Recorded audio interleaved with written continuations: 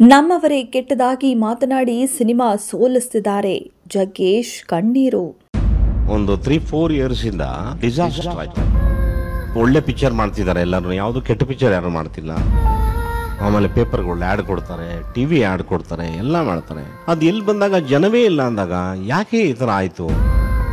ಓ ಏನಪ್ಪಾ ಕನ್ನಡನೇ ಹೆಂಗೆ ಅಂತಂದ್ರೆ ಇಲ್ಲ, ಸತ್ಯವಾಗ ಅಲ್ಲ. ಏನಾಗ್ತಾ ಇದೆ ಇಂಡಸ್ಟ್ರಿಗೆ, ನಾವು ಹೆಂಗ್ ಸಿನಿಮಾ ಮಾಡೋದು, ಯಾಕೆ ಜನ ಬರ್ತಿಲ್ಲ ಅಂತಾರೆ. ಅಕ್ಷಯ್ ಕುಮಾರ್ದು ಕೋಟ್ಯಾಂತರ ರೂಪಾಯಿ ಹಾಕಿ ಪಿಕ್ಚರ್ ಮಾಡಿದ್ದಾರೆ, ಅವರು ಡಿಸಾಸ್ಟರ್ ಆಗಿದೆ. Entire India cinema is wash out. ಈಗ ಏನ್ ಬಂದಿದೆ ಅಂದ್ರೆ, ಸಿನಿಮಾ ಅಂದ್ರೆ ಒಂದು 200 ಕೋಟಿ ರೂಪಾಯಿ ಹಾಕಿ ಯಾರು ಸಿನಿಮಾ ಮಾಡ್ತಾರೆ ಅದು ಸಿನಿಮಾ. ಯಾರು ಒಂದು ಒಳ್ಳೆ ಕಥೆ ಮಾಡಿ ಒಂದು ಸಣ್ಣ ಪಿಕ್ಚರ್ ಮಾಡ್ತಾರೆ ಅದು ಸಿನಿಮಾ ಅಲ್ಲ. ಹೌದು, ಇತ್ತೀಚೆಗೆ ಕನ್ನಡ ಚಿತ್ರರಂಗದಲ್ಲಿ ಸೂಪರ್ ಹಿಟ್ ಎನ್ನುವಂತಹ ಯಾವುದೇ ಸಿನಿಮಾ ಹೊರಬಂದಿಲ್ಲ. ಜನರು ಥಿಯೇಟರ್ಗೆ ಬರುವುದೇ ಕಡಿಮೆಯಾಗಿದೆ. ಇದರ ಬೆನ್ನಲ್ಲೇ ನಟ ಜಗ್ಗೇಶ್ ಚಿತ್ರರಂಗದ ಪರಿಸ್ಥಿತಿ ನೆನೆದು ಕಣ್ಣೀರು ಹಾಕಿದ್ದಾರೆ. ಹೌದು, ಜಿ ಕನ್ನಡದಲ್ಲಿ ಪ್ರಸಾರವಾಗುವ ಕಾಮಿಡಿ ಕಿಲಾಡಿಗಳು ಶೋ ವೇದಿಕೆಯಲ್ಲಿ ಜಗ್ಗೇಶ್ ಕನ್ನಡ ಚಿತ್ರರಂಗದ ಪ್ರಸಕ್ತ ಪರಿಸ್ಥಿತಿ ಕುರಿತು ಮಾತನಾಡುತ್ತಾ ಭಾವುಕರಾಗಿ ಕಣ್ಣೀರು ಹಾಕಿದ್ದಾರೆ.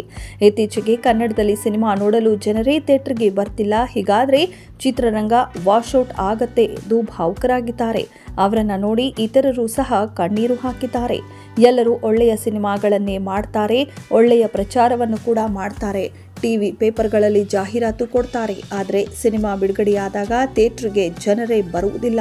ಯಾಕೆ ಇಂತಹ ಪರಿಸ್ಥಿತಿ ಕನ್ನಡ ಚಿತ್ರರಂಗಕ್ಕೆ ಬಂತು? ಬರೀ ಕನ್ನಡ ಚಿತ್ರರಂಗವೇ ಹೀಗ ಅಂದ್ರೆ ಖಂಡಿತ ಅಲ್ಲ. ಹಿಂದಿಯಲ್ಲಿ ಅಕ್ಷಯ್ ಕುಮಾರ್ ನಟನೆಯ ಸಾಲು ಸಾಲು ಸಿನಿಮಾಗಳು ಸೋತಿವೆ. ಅವರಂತೂ ಡಿಸಾಸ್ಟರ್ ಆಗ್ಬಿಟ್ಟಿದ್ದಾರೆ. ಏನಾಗುತ್ತಿದೆ ಚಿತ್ರರಂಗಕ್ಕೆ, ಹೇಗೆ ಸಿನಿಮಾ ಮಾಡಬೇಕು ಎಂದು ಗೊತ್ತಾಗುತ್ತಿಲ್ಲ. ಇಡೀ ಭಾರತದಲ್ಲಿ ಸಿನಿಮಾ ಸತ್ತು ಹೋಗಿದೆ.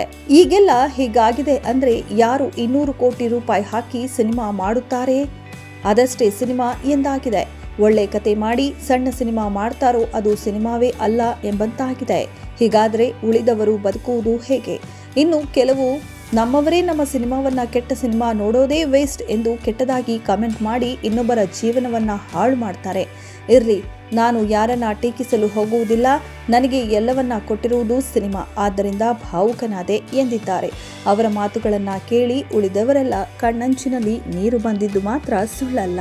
ಇದೆಷ್ಟು ಈ ಹೊತ್ತಿನ ಸುದ್ದಿ. ಮತ್ತಷ್ಟು ಸುದ್ದಿಗಳಿಗಾಗಿ ನೋಡ್ತಾ ಇರಿ ಸಿರಿ ಟಿವಿ.